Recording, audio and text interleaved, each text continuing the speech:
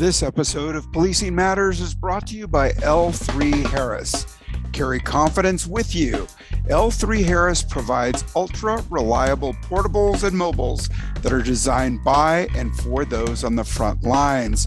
Learn more at l3harris.com. You are listening to Policing Matters on policeone.com. I'm your host, Jim Dudley. Hey, welcome back.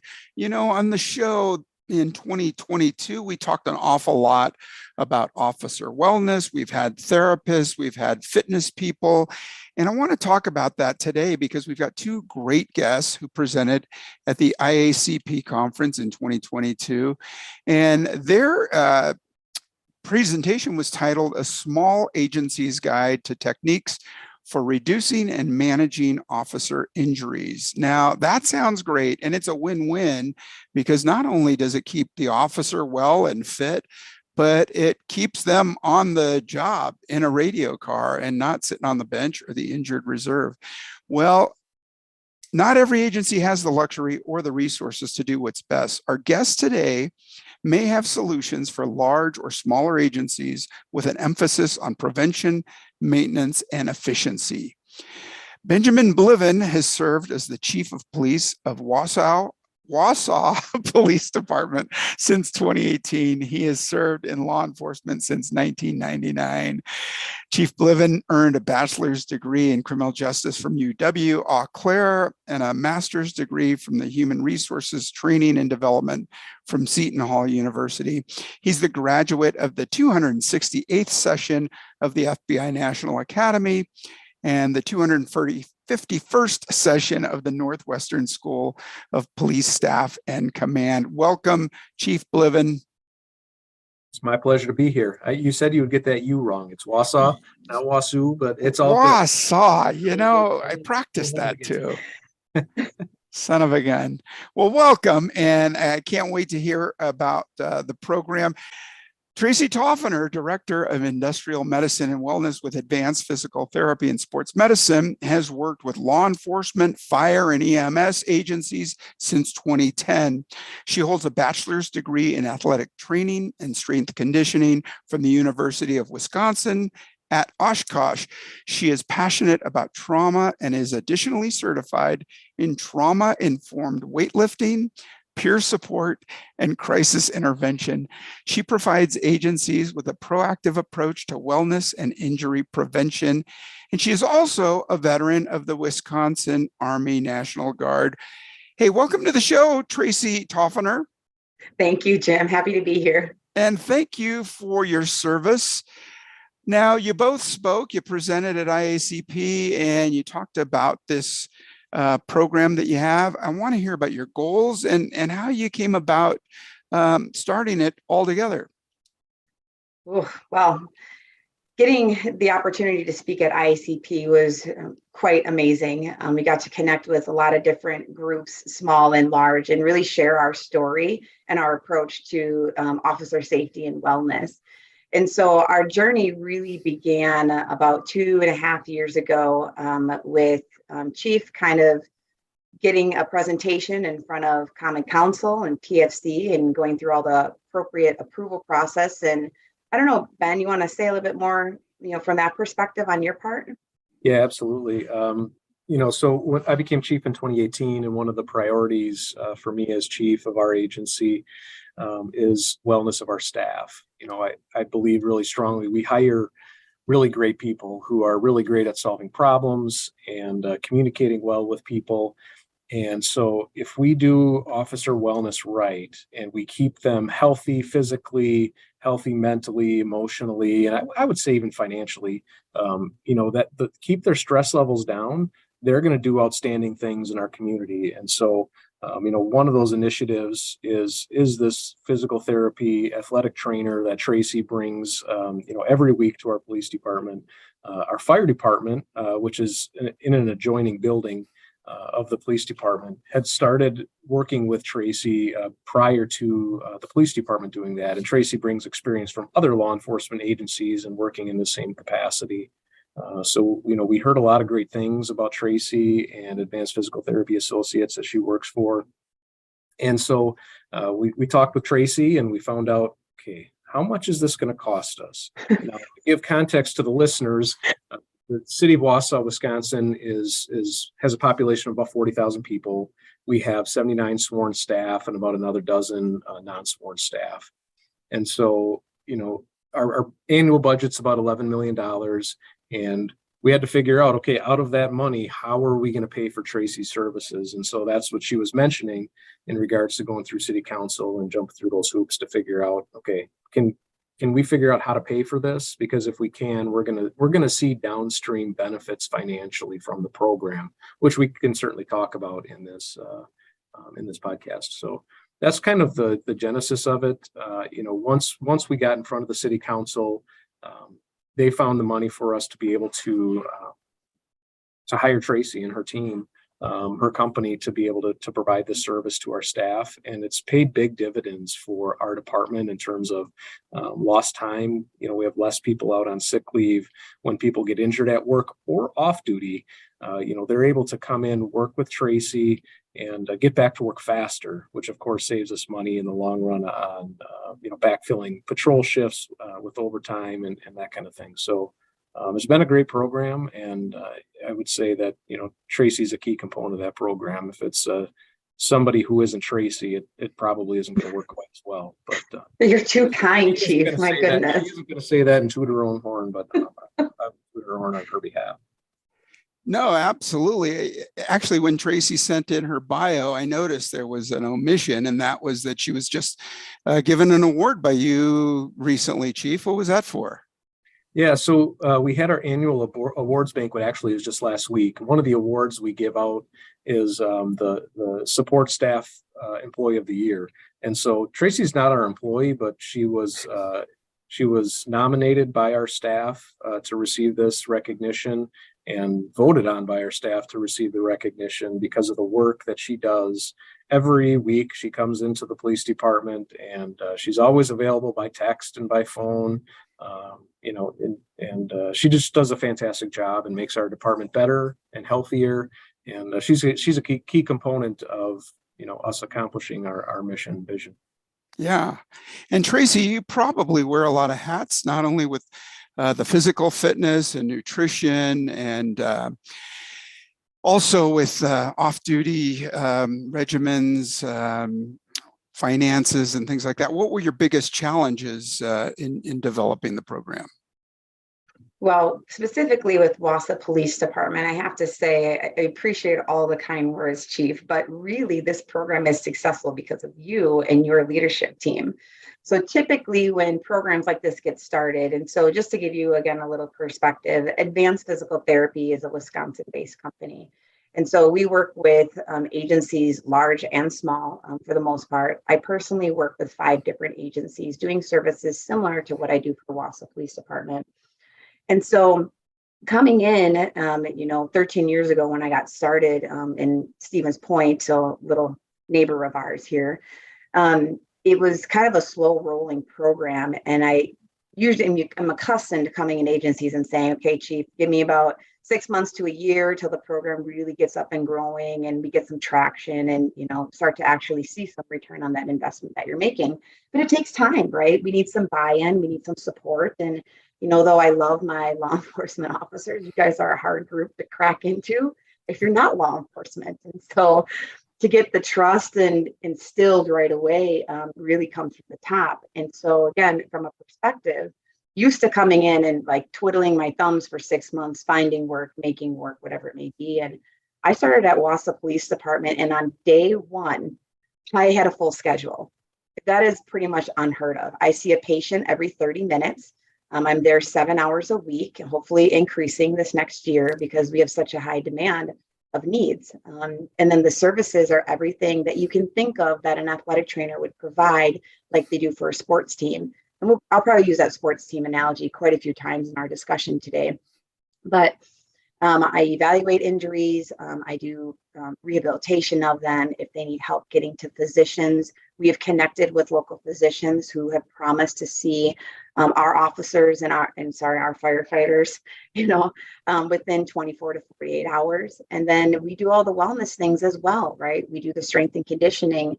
the health and wellness, nutrition, and then really more recently connecting with our mental health counselor, Holly, and doing some processing of trauma work with her has been pretty incredible. And honestly, I think we're ahead of our times when it comes to the type of work that we're really doing here. And so I have to really commend Ben on this, because I'm used to just getting going, and he just, right away, we're just diving right in. I was like, all right, here we go, let's go.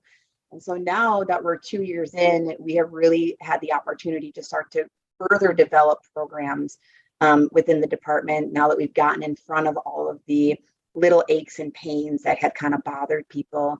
Now we're doing more reactive care, more preventative programs, and then really hit the strength and conditioning about midway through last year. Like end of second quarter, we started to hit the strength and conditioning programming really hard in the department. And, to date, and I don't have hard numbers in front of me, unfortunately, I didn't bring them with, but we're generating about a 4-to-1, almost a 5-to-1 ROI for the services that they pay for. And again, it's minimal. We're a small agency. And so what we're able to accomplish can be pretty extraordinary for the size that we actually are. Yeah, that's interesting that you bring up the data. I was going to ask you about that. And Chief, you said that it was a pretty easy sell to your council because fire already had it, but they're going to want to see some of the return on investment. What kind of data did you use, or are you doing? Are you expected to bring an annual report to show hours lost, hours gained, things like that? Yeah, Tracy brings, I think we just scheduled our annual meeting with her, which is going to be in a couple of weeks. And, so she'll bring data about how many people she saw, whether they were work comp injuries, off-duty injuries, whether or not she's, doing any of the other work, teaching them, giving them weightlifting schedules and regimens, and how she's working with them. And her company will develop what that ROI is. And so we can look at that. When we first went to this program, it was helpful that we had the fire department, and we actually could look at police data from other agencies that Tracy worked with to see what their ROI was on the program, and we could present that to the committee. And I think these programs are starting to become more popular. So any agency looking to start a program like this, we would certainly be interested in sharing whatever data we can to help support that if they wanted to reach out to me. But I'm sure there are agencies in most states that are doing this work, and they probably have some of that data, so that, when you're in front of your council, you don't have to just say, I think it's going to save us money because it's a good program, but they can have hard data in front of them to give to a city council member that's going to allocate funds. And I think that's really important. So, that's one of the things that is super helpful, even in the ongoing program is, we now have, and Tracy can speak better to the specific cases that are, make the return on investment obvious. And, so I would give her a chance if she wants to talk about, one or two of those. We could certainly do that. I think there's value in that. Sure. I think I might add on to your data piece as well. And morally as an education tool for agencies that are either currently working with the provider or are starting to develop their program, right? But when you draw yourself into data, I think there's some main points that you want to look at to ensure that your program's being successful.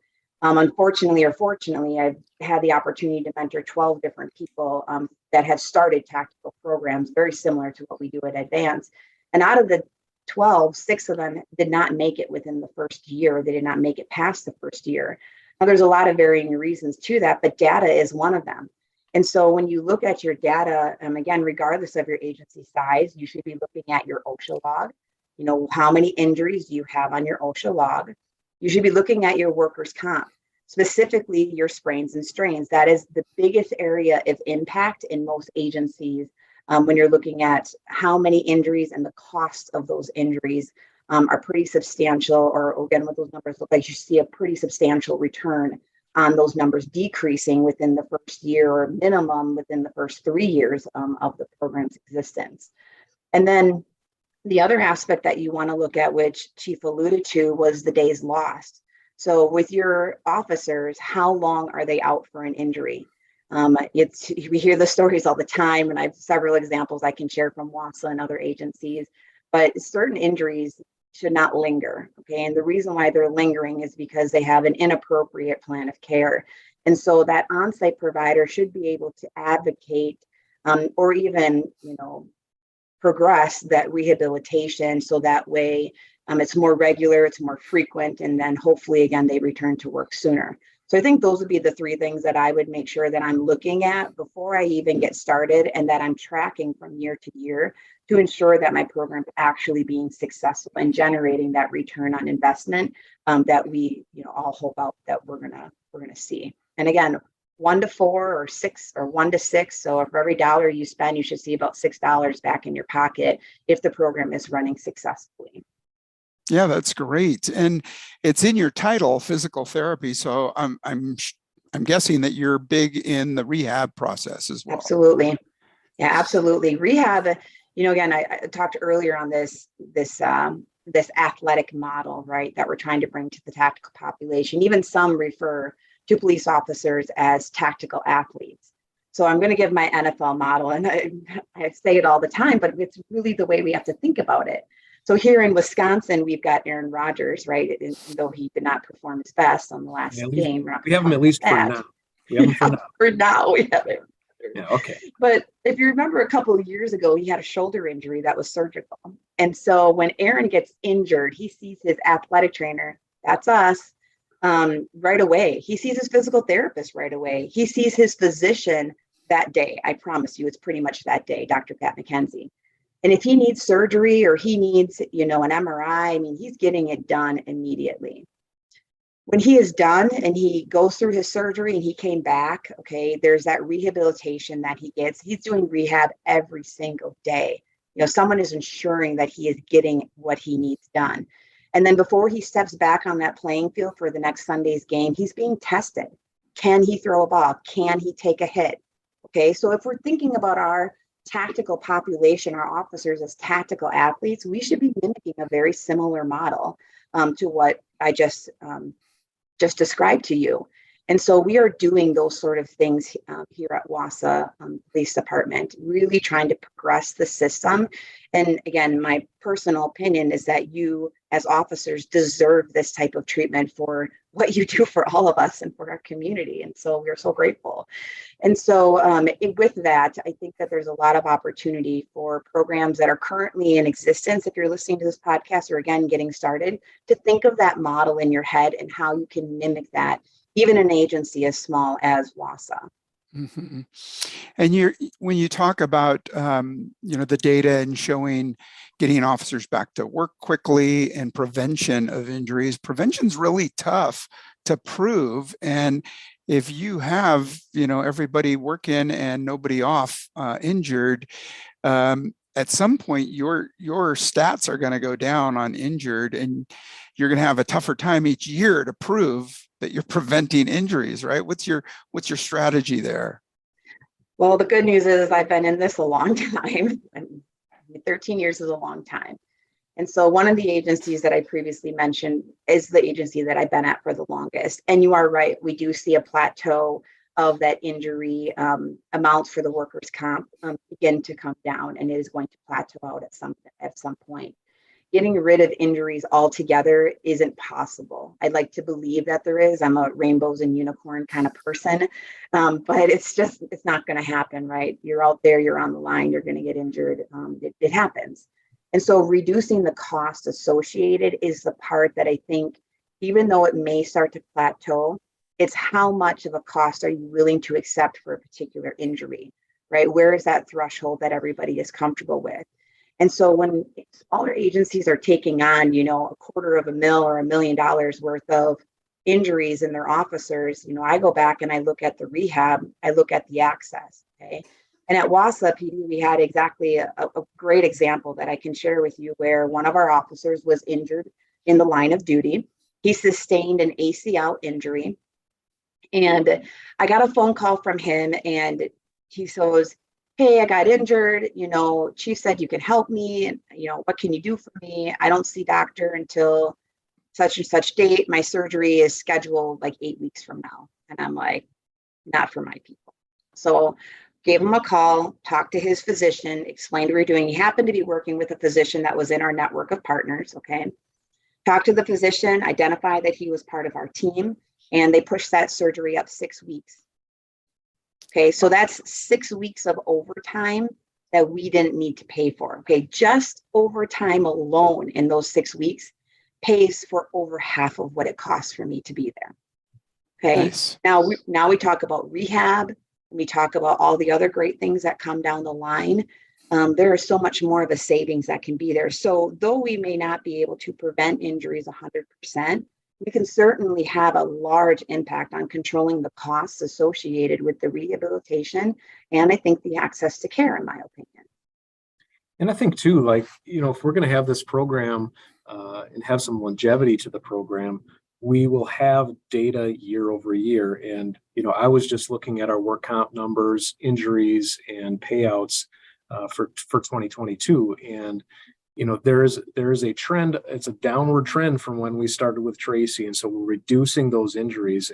And so that just tracking the number of injuries and the payouts, like Tracy said, we're always going to have injuries. One of the, it's slips, trips, and falls is one of the major things that we get, we see work comp claims on. But then, we arrest bad guys, and bad guys fight with us, right? And certainly that's going to cause injuries too. And that's the number two thing. So we can't necessarily anticipate a reduction in bad guys, but we can analyze those things, and we can figure, okay, what equipment can we provide to avoid these slips, trips, and falls? We're in Wisconsin. It's snowy outside. It was icy this morning. So, we issue yak tracks and those types of things to every officer. We expect them to wear them. We teach them how to walk on ice. I mean, that sounds ridiculous to somebody from the South probably, but we certainly do that. So as we, and I say we, Tracy's the expert in analyzing this information and saying, okay, here's the injuries that we had. Here's where we need to work on this year so that we can reduce the number of injuries you guys are having. But, me as a police chief, or when I was the patrol captain and oversaw all of our patrol officers, I don't necessarily have time to sit down and look and evaluate that and figure out what is our plan of action to reduce these injuries. Maybe I should have time. Maybe I should make time for it. But when you have somebody that is here helping you analyze that stuff, who's an expert in their field, it just helps you become better in the long term. So you should see that downward trajectory of injuries, and have better training and equipment in place to head those injuries off. And maybe it's a good time to talk about our your weightlifting program, Tracy, and some of the benefits you've seen from that, because that definitely has helped us, I think, reduce the number of injuries just because our team is stronger overall. I want to get into that, but first I'd like to take a moment and thank our sponsor. When seconds matter, count on dependable coverage on and off campus. L3 Harris offers flexible and affordable portables. Communicate on the move with Wi-Fi voice and data, GPS, and app-based devices that keep you connected. Schedule your demo today. Learn more at l3harris.com. And we're back, and I'm speaking with Chief Benjamin Bliven and Director Tracy Tauferner, and they are talking about a small agency's guide to techniques for reducing and managing officer injuries. And I wanted to ask about the feedback, or what the officers are saying. They think it's a great idea or not. I want to talk about Tracy's program. In the description, she threw me off with the trauma-informed weightlifting, and I've always considered those two separate issues. But Tracy, tell us, how are the officers reacting, and tell us about the weightlifting program. All right. So, overall, I think the culture of Wausau Police Department is very proactive, right? We have a great group of men and women that are very committed to what they're doing, and that commitment drives all the way down into their personal health. And with the personal health aspects of it, as I stated earlier, we had the opportunity to kind of start into some programming this last year because we really hit the ground running with mitigating, injuries, whether they were work related or non-work related or chronic in the beginning. And so we launched what we call our strength study, and that kicked off last year. And we had quite a few of the men and women participate in the strength study, which consisted, and again, this is a very easy program. So for the listeners that are looking to do something, you can partner with a local athletic trainer or clinic, or again, maybe you have somebody within your own team that is interested in taking on this project. But how this program basically worked is we did a functional movement screen, so an FMS, on all of the men and women that participated. And then we took them through a 5-rep max strength testing.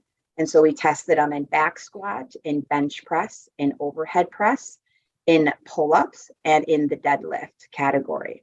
Now, if somebody didn't feel particularly comfortable with one of those lifts, then we would do some training. We would really max them out. We just say, okay, today we're just going to practice the form, right, to get them comfortable with it. But I think we could, comfortably admit as officers that, or my officers would comfortably admit that those are all types of movements that they perform as part of their job, right? The deadlift is when they're picking something or somebody up off of the ground, right? The squat, maybe not so much, maybe not as job specific. The pull-ups, having to pull themselves up on something, or even the overhead press when they have to push something away or push someone away. And then the bench press also, in that push aspect of it, making sure they have proper upper body strength. And so once individuals went through those testing pieces, then they were given a customized program to help them in increasing their strength. I used a general strength training progression. I had them train and periodize them throughout their program. They're training at about 70 to 85, 90% of their 1-rep max as the weeks progressed on. But after 6 weeks, something pretty incredible happened. So everybody that went through the program increased their strength. They increased their confidence in doing strength training, okay? They increased their desire to do health and wellness. Throughout those 6 weeks, there were several people that reached out, and we addressed things like sleep and mental health and nutrition and relationships and family, and all those sort of conversations come out of a program like this. And so it was really an opportunity for us to set a standard, or at least set an expectation when it came to strength, and then allow people to carry that on. Many of the participants at that point in time decided to continue on with their own programs because they felt like they knew what they needed to do. Some of them went back into the study. I had one individual he's still in the study today. It's been over a year that he's been in the program. And then the other cool thing that kind of came out of this was the ability to form relationships and, again, continue to address physical ailments that someone may have. So that FMS tool is probably one of my more favorite tools, and I use it quite often, not giving away trade secrets here, but it's a good tool to easily identify where somebody has mobility and stability issues. And so for someone that may not have come seeing me for a shoulder pain yet, it was identified in that FMS, and then I could get proactive. So again, we talk about preventive programs. I could be proactive with trying to increase that person's shoulder strength with a rehab program kind of on the side to their strength program. And so that allows us to, again, get in front of injuries, keep the small things small, which is really kind of the motto that we like to say with a program like this. As much as we can keep them small, we're going to keep them small, so it doesn't spiral out of concern. We have to dive down that, massive healthcare, medical, rabbit hole. So it's a pretty fun program for the most part, and it's still running today, and we're looking forward to getting another batch done, hopefully in the upcoming month here. Great. And Chief, what's the feedback from the officers?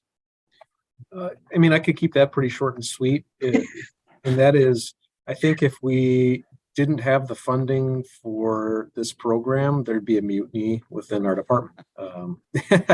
And I say that a little bit in jest, but it's really true. There are so many officers who see Tracy just for maintenance care. They have some kind of chronic issue. And so once a month or a couple of times a month, they make a 30-minute appointment, and they have Tracy work on those issues, and Tracy can give them, hey, do these exercises, or you're weakening here, that sort of thing. And but these officers who have, the officer with the ACL injury, we had another officer with a hamstring tear on his off-duty time, and the care with which she's able to treat them and to connect them to medical resources is just incredible. And so, just from a quality of life issue, officers aren't just officers; they're people, they're family members, they've got spouses and kids at home. And so, when you've got an ACL tear or you have, a hamstring tear, like that impacts your whole life and it impacts your family. And so, to be able to get them back to work is important, of course, but it's also important to their families that they can get back to their regular and enjoyable activities. They can take care of their kids and those kinds of things. And so to be able to give that to our team is just it's really priceless. I think it's just a great program. And one of the things that really over the years as chief has frustrated me with our work comp is we have an officer, for example, tears his ACL, and okay, well, go see your doctor. We'll get you a medical appointment. They do all the scanning and blah, blah, blah. And then it's like, okay, but I can't get another appointment for a month and I still haven't had the surgery. Well, they know it's an ACL tear. Why is it taking so long to get the surgery? And every day we wait is day that we're paying overtime, day that they can't go back to their regular duties at home. And so to have somebody like Tracy that can really ratchet up the medical care and the timeliness of the medical care is important. It's important on so many fronts, and it just makes a big difference. So I think there would be a lot of hate and discontent within our walls if we got rid of Tracy. There's no doubt about it. Okay, yeah, it sounds like it. Hey, I want to be mindful of your time. I want to thank you so much for coming on the show. And I'm going to include some links in our show notes for agencies that are interested in joining. I know, Tracy, you've got a couple other agencies that you're dealing with. I do. Yeah, so great resources there. I think you're both right. I think, Chief, you described Tracy and her value to the agency, and she's an award winner. And Tracy, you're bringing value to the agency. And I hope we see more and more projects and programs like yours. Thank you. Appreciate it, Jim. Hey, thanks again. And to our listeners, let me know what you think and check out the links below. There's a slideshow that Chief Blevins and Tracy presented at IACP. Get a general idea of the outline and do some follow-up check-ins with them as well. Hey, thanks for listening, and I hope you're safe, and I hope to talk to you again real soon. Take good care. I'm Jim Dudley.